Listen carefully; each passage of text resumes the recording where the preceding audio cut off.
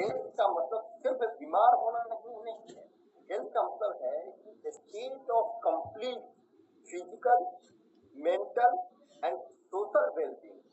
आपका फिजिकल भी होना चाहिए सही, आप बीमार नहीं हो, आपका शरीर स्वस्थ हो, पूरी अच्छी तरह से तंदुरुस्त हो, मेंटल आपका दिमागी हालत भी बढ़िया हो, और सोशल वेलबींग भी हो। आप अकेलापन नहीं हो, आप एकदम समाज के बीच हो, समाज आपको माने रिकॉग्नाइज करे कि हाँ ये स्वस्थ आदमी है। And not may be absence of disease and information, यानी कि डिजीज से भी आप मुक्त हो, तभी आप जो है तो स्वस्थ रहते हैं। हमारा शरीर जो है, हमारे शरीर में हमारा शरीर बना हुआ कैसे है, जैसे ऑर्गन सिस्टम है। ऑर्गन सिस्टम जो है वो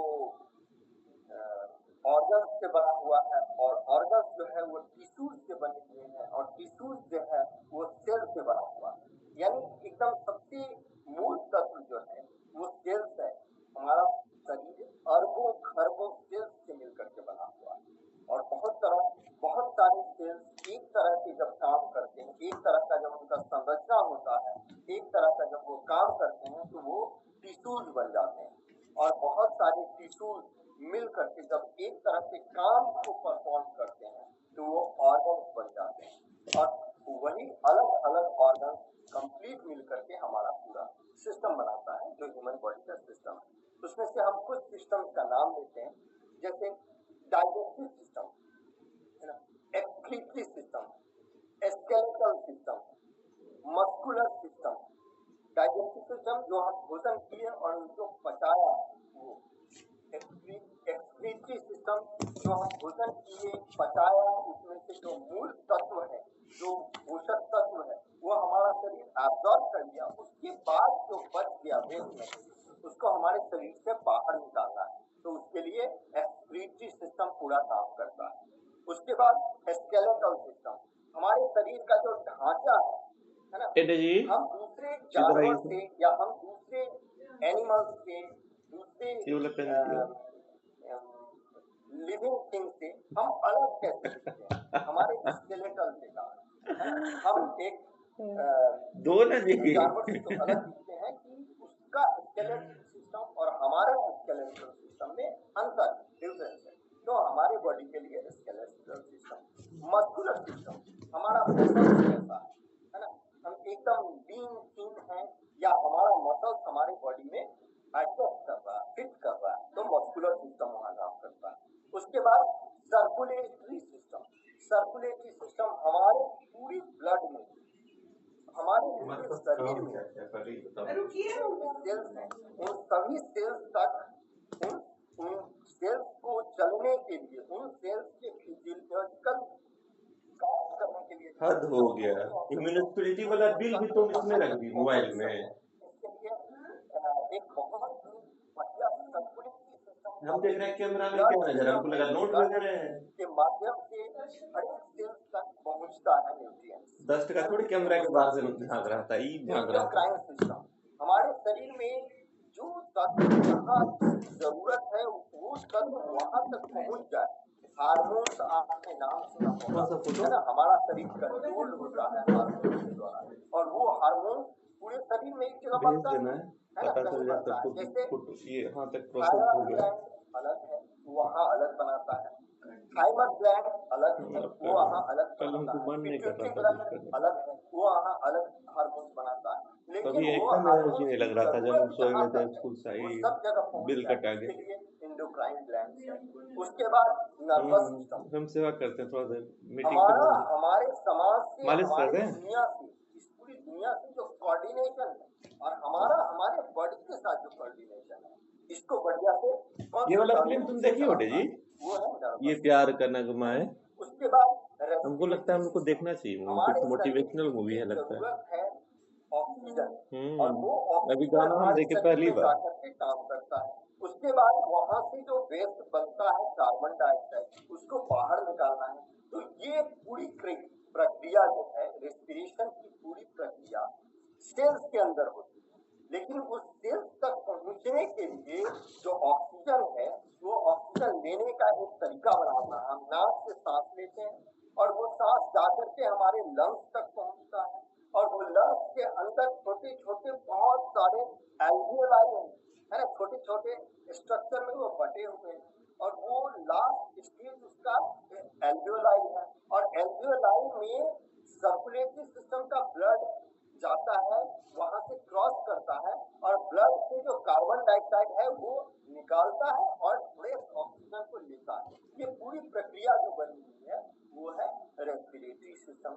उसके बाद रिप्रोडक्टिव सिस्टम।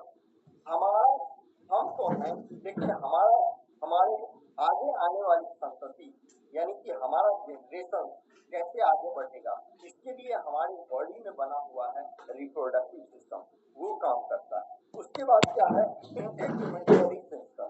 हम तो हमारे शरीर के अंदर जो बहुत सारा अलग अलग ऑर्गन सिस्टम है, उसके बीच जो कोऑर्डिनेशन है वो इंटेग्युमेंटरी सिस्टम उसको ये करता है। एक है लिम्फेटिक सिस्टम, लिम्फ, जितने लिम्फ नोड्स हैं, है ना, जो नर्वस सिस्टम को सहायता करता है, वो लिम्फेटिक है। तो हम जो ये कुछ सिस्टम्स का नाम दिए, इससे बना हुआ है हमारा पूरा बॉडी, है ना।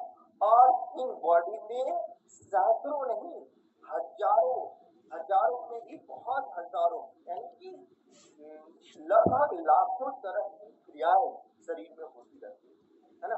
एकदम बचपन से शुरू हो जाता, बचपन नहीं, जब कोई माँ के गर्भ में होता है उसी समय से उसकी क्रियाएं शुरू हो जाती है, और वो तब तक चलता रहता है जब तक जीवन चल रहा है ना। जीवन तभी तक चलता है जब तक ये पूरी प्रक्रियाएं, ये पूरी हमारे जो सिस्टम्स हैं वो चल रहे हैं। और इन सिस्टम्स को चलाने के लिए, पूरी मानव बॉडी को चलाने के लिए, पूरे ह्यूमन बॉडी के जितने सिस्टम्स हैं उन सभी को चलाने के लिए, सुचारू रूप से, संतुलित रूप से चलाने के लिए, बढ़िया से कार्य करने के लिए कुछ आवश्यक जो है, आवश्यक क्या है, वो आवश्यक है हमारे शरीर को एनर्जी की। शरीर में एनर्जी हमको मिलता है ना। और क्या आवश्यकता है, हमारा प्रॉपर ग्रोथ होता है ना, हमारा प्रॉपर ग्रोथ होता है। और क्या जरूरत है, हमारे शरीर के अंदर जो दूध हो रहा है, जो बनता है, उसका कुछ लिमिट लाइफ स्पैन होता है, उसके बाद वो सेल्स डिस्ट्रॉय हो जाता है, फिर उसके जगह पर नया सेल्स बन जाता है ना। तो उसके लिए रिपेयर, हमारा शरीर रिपेयर होता है। और क्या, हमारे शरीर का इम्यूनिटी सिस्टम बनता है ना। इम्यूनिटी सिस्टम यानी 24 हमारे शरीर में बाहर से, एनवायरमेंट से आदत हो गया ना घटने का। तत्व आ जाए तो हमारे शरीर कोई स्पीकर बाहर का चीफ गेस्ट आएगा तब ना, चीफ गेस्ट कोई आ नहीं रहा है। ये चारों चीज जो है बढ़िया से काम करें, यानी हमारे शरीर की जरूरत है क्या, एनर्जी का, ग्रोथ का, रिपेयर का, और इम्यून सिस्टम, इम्यून हमारा बढ़िया। और ये आज क्या क्या काम है आपकी तरफ से, कुछ काम है सभी को बढ़िया तरीके से कार्य करने के लिए चाहिए, वो है हमारा न्यूट्रिएंट्स, यानी कि हमारे पोषक तत्व। पानी है पता नहीं आएगा, पानी पड़ने लगेगा, फिर भी अपनी तैयारी रखिए ना। हमारा ग्रोथ रुक जाएगा, हमारे शरीर का जो रिपेयर है वो और हमारा इम्यून सिस्टम खराब हो जाएगा। और ये जब चारों चीज खराब हो जाएगा तो ह्यूमन बॉडी का जितना सिस्टम है, जो हम सिस्टम शुरू में नाम लिए, सर्कुलेटरी सिस्टम है, स्केलेटल सिस्टम, ये सब का काम ढंग से नहीं चलेगा। और जब ये सब का काम ढंग से नहीं चलेगा तो मानव क्या होगा, वहीं न उसका फिजिकल, न उसका मेंटल, न उसका सोशल वेलबींग बढ़ जाते हैं, और वो पूरा अस्वस्थ हो जाएगा। तो ये सब कुछ स्वस्थ रखने के लिए पोषक तत्वों की आवश्यकता है। अब पोषक तत्व में क्या क्या है, हम जो भोजन करते हैं पोषक तत्व, उसमें कुछ मैक्रो न्यूट्रिएंट्स होते हैं और कुछ माइक्रो न्यूट्रिएंट्स। मैक्रो न्यूट्रिएंट्स मतलब जिसकी आवश्यकता ज्यादा मात्रा में, जैसे कार्बोहाइड्रेट, जैसे प्रोटीन, जैसे फैट, ये सब जो है इसकी आवश्यकता ज्यादा मात्रा में, जैसे फाइबर है। और कुछ माइक्रो न्यूट्रिएंट्स, मैक्रो में वाटर, पानी भी आता है ना, पानी, कार्बोहाइड्रेट हो गया, फैट हो गया, प्रोटीन हो गया, पानी हो गया, है ना, ये सब मैक्रो न्यूट्रिएंट्स। और कुछ माइक्रो न्यूट्रिएंट्स यानी कि जिसकी बहुत कम मात्रा में जरूरत है। उसमें क्या है? विटामिन है, उसमें क्या है? मिनरल्स है, उसमें क्या है? फाइटोन्यूट्रिएंट्स है। ये सब की जरूरत बहुत कम मात्रा में है, लेकिन जरूरत पड़ती है। यदि हम इसको न लें, अब विटामिन जो है एकदम वो शब्द ही बना हुआ है, उसको तोड़ा जाए तो वो बना हुआ है वाइटल एमिन्स। वाइटल एमिन्स को जोड़ करके विटामिन बना हुआ है। और वाइटल का मतलब हर आदमी जानता है, जो एकदम जरूरी है, उसको आवश्यक नहीं कहेंगे, उसको कहेंगे मैंने निकाल, जिसके बिना काम ही नहीं चलता, जो नहीं तो हमारे सकती है तो उसके बिना काम ही न चलता, वाइटल उसको कहते हैं, है ना, एकदम मूल। तो वाइटल हमारे शरीर में जो क्रियाएं होती है उसके लिए वो जो जरूरी तत्व है, वो जरूरी चीज है, उसको केमिकली पाया गया कि वो एमिन्स से आता है। तो शुरुआत में ये पाया गया था कि वो एमिन्स प्लस वाइटल इन दोनों को जोड़ करके बना हुआ है विटामिन। मिनरल्स की आवश्यकता इतनी ज़्यादा है कि हमारे शरीर में जो काम होता है, हमारे शरीर में जो, जैसे हम एक एग्जाम्पल लेते हैं, एक्सक्रीटरी सिस्टम का हमने नाम दिया। एक्सक्रीटरी सिस्टम में हमने नाम दिया कि हम श्वसन करते हैं, यानी कि हम इनहेल करते हैं ऑक्सीजन, वो ऑक्सीजन हमारे लंग्स तक जाता है। लंग्स के अंदर एकदम इसके अंदर बना हुआ है छोटे छोटे रास्ते, वो एकदम संकीर्ण रास्ते से होते हुए अल्वेलाई तक पहुंचता है, और वहाँ अल्वेलाई में सर्कुलेटरी सिस्टम का ब्लड जाता है, और वो ब्लड वहाँ से क्रॉस करता है, पास करता है, और वहाँ पर ऑक्सीजन का और कार्बन डाइऑक्साइड का ट्रांसफर होता है। यानी ऑक्सीजन जो ऑक्सीजनेटेड ब्लड गया वो हमारे ब्लड में चला जाता है, और वहाँ से कार्बन डाइऑक्साइड वाला जो है वो पार्ट बाहर चला जाता है। तो वो क्रिया जो होती है, वो क्रिया ऑस्मोसिस के द्वारा होती है। वो प्रक्रिया को केमिकल की भाषा में, मतलब साइंस की भाषा में ऑस्मोसिस प्रक्रिया है। और वो ऑस्मोसिस की जो प्रक्रिया है, वो प्रक्रिया होने के लिए कितना उसको देना है और कितना उसको देना है, इस प्रक्रिया में मिनरल्स न रहे। हमारे शरीर में इलेक्ट्रोलाइट्स जो है, इलेक्ट्रोलाइट्स के बैलेंस में वो ऑस्मोसिस की प्रक्रिया है। और इलेक्ट्रोलाइट्स क्या है? इलेक्ट्रोलाइट्स जो है वो मिनरल। तो अब सोचिए, यदि हम मिनरल हमारे शरीर में प्रॉपर नहीं रहेगा तो वो इलेक्ट्रोलाइट्स हमारे शरीर में प्रॉपर नहीं रहेगा। इलेक्ट्रोलाइट्स हमारे शरीर में प्रॉपर नहीं रहेगा तो वो ऑस्मोसिस की जो क्रिया होगी वो प्रॉपर ढंग से, मतलब वो प्रॉपर ढंग से नहीं होगा तो ऑक्सीजन का जाना ब्लड में और ब्लड से कार्बन डाइऑक्साइड का निकलना जब प्रॉपर नहीं होगा तो हमारा रेस्पिरेटरी सिस्टम पूरा गड़बड़ाएगा। हमारे ब्लड में उतना ऑक्सीजन नहीं गया और वो ऑक्सीजन ब्लड जो है पूरे सेल्स तक पहुँचाया, वहाँ ऑक्सीजन की कमी होगी, और जब सेल्स में ऑक्सीजन की कमी होगी तो वहाँ जो प्रक्रिया होना है, सेल्स के अंदर जो प्रक्रिया होना है वो सब गड़बड़। तो इसलिए मैंने हमारे कहने का मतलब है कि ऑस्मोसिस प्रक्रिया बहुत बढ़िया से हो तो उसके लिए इलेक्ट्रोलाइट्स की जरूरत है। ये एक एग्जाम्पल है। ऐसे हमारे शरीर में बहुत सैकड़ों जब प्रक्रिया होती है और उन हर प्रक्रिया में कोई ना कोई मिनरल्स काम कर रहा है ना, कोई ना कोई विटामिन काम कर रहा है। विटामिन उस प्रक्रिया के रेट को कंट्रोल करता है ना। हमारे शरीर के अंदर जो प्रक्रिया होती है उसका जो रेट है, यानी किस दर से वो प्रक्रिया फास्ट होगी तो हमारे शरीर के लिए कितना जरूरत है, कितना स्लो होगा तो हमारे शरीर के लिए कितना जरूरत है, इसको कंट्रोल करता है कौन? विटामिन। और उस प्रक्रिया में जरूरत किसकी है?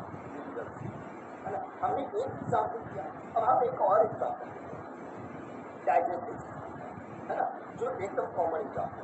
हम लोग खाना खाते हैं, है ना, खाना खाते हैं तो वो पेट में जाता है गट में, और वहाँ वो पचता है, पचना शुरू हो जाता है हमारे मुंह के अंदर से। जैसे भोजन हम देते हैं और उसको हम चबाते हैं तो वहीं से स्वाइवा भोजन को खींचता है और वो पचना शुरू हो जाता है। उसका छोटा छोटा न्यूट्रिएंट्स में खींच जाता है और वो जाता है धीरे धीरे हमारे ब्लड में और हमारे ब्लड में उसका कंप्लीट होता है और उसके बाद वो हमारे इंटेस्टाइन में जाता है, छोटी इंटेस्टाइन में, बड़ी इंटेस्टाइन में, उसके बाद वो इन्हें से बाहर करता है। तो छोटी इंटेस्टाइन में क्या होता है, उसका जो है सो वो जो न्यूट्रिएंट्स है वो हमारे ब्लड सिस्टम में जाता है, यानी उसका इंटेस्टाइन का जो वाल है उस वाल में बाहरी पार्ट में सर्कुलेटरी सिस्टम का पार्ट घुसा हुआ है और वो पार्ट इंगल्ड है और जिससे वहाँ ब्लड क्रॉस करता है और जब ब्लड क्रॉस करता है तो वो न्यूट्रिएंट्स की जरूरत है हमारे शरीर में वो वहाँ उस ब्लड में मिल जाता है ना। अब वहाँ फिर कैसे मिलेगा, जब तक कि वहाँ उस प्रक्रिया में फिर वहाँ इलेक्ट्रोलाइट्स और वो इलेक्ट्रोलाइट्स क्या है, यदि वो मिनरल सही तरीके से नहीं रहे हमारे खाना में और भोजन में जब नहीं रहेगा तो वो हम जो न्यूट्रिएंट्स हम जो भोजन के तत्व वो हमारे ब्लड में मिलेगा और जब ब्लड में नहीं मिलेगा तो क्या होगा, हमारा भोजन पूरी तरीके से नहीं रहेगा और वो वेस्ट हो जाएगा और हमारे शरीर में तत्वों की कमी तो वो जो किया हुआ सर्कुलेटरी सिस्टम का वहाँ पर डाइजेस्टिव सिस्टम का उसके लिए भी हमारे लिए मिनरल्स उसके लिए ये इलेक्ट्रोलाइट जरूरी है और इलेक्ट्रोलाइट क्या है, बहुत तरह है। हमारा शरीर कहीं कट हो जाता है, बॉन्ड का रिपेयर, घाव हो जाता है, एग्जाम्पल लीजिए कहीं छोटा सा कट हो जाए, थोड़ा सा यहाँ पे उसको दाबना बोलते हैं उसको वहाँ पर, जिससे कि हमारा ब्लड बाहर नहीं निकले। उसके बाद आप थोड़ी देर बात देखिएगा कि वहाँ एक छोटा सा माइक्रो जालीदार संरचना बन जाता है, जाली टाइप का बन जाता है जिससे हमारा ब्लड बाहर नहीं निकले। वो जालीदार संरचना जो बनता है जिससे हमारा ब्लड बाहर नहीं निकलता और हमारा शरीर जो है ब्लड लॉस से बचता है, वो जालीदार संरचना के बनने में कैल्शियम की बहुत आवश्यकता है। कैल्शियम यदि नहीं हो तो वो जालीदार संरचना नहीं बनेगा। अब सोचिए कैल्शियम क्या है, एक मिनरल्स है, यदि कैल्शियम नहीं रहेगा हमारे शरीर में तो वो जालीदार संरचना नहीं बनेगी। यही एक बीमारी का हम नाम लेते हैं, हालांकि हम बीमारी का नाम सुबह नहीं लेना चाहते हैं, लेकिन एक बीमारी है थैलेसेमिया। थैलेसेमिया एक अजीब तरह की बीमारी है जिसका अभी तक प्रॉपर 100% उस पर अभी रिसर्च चल ही रहा है। ये नहीं पता है कि वो किस कारण से होता है और उसका इलाज भी नहीं है ना। लाखों लोगों में, लाखों क्या 10 लाख लोग में एक आध आदमी को होता है, लेकिन जिसको हो जाता है भगवान न करे है ना, तो उसमें क्या होता है, वही वो कैल्शियम जो है उस जगह पर जाकर के काम करने का क्षमता उसका कम है। तो यदि वैसे आदमी को कहीं कट हो जाता है तो ब्लड लॉस हो जाएगा पूरा का पूरा, उसका ब्लड माने बहना जो है तो रुकेगा ही नहीं।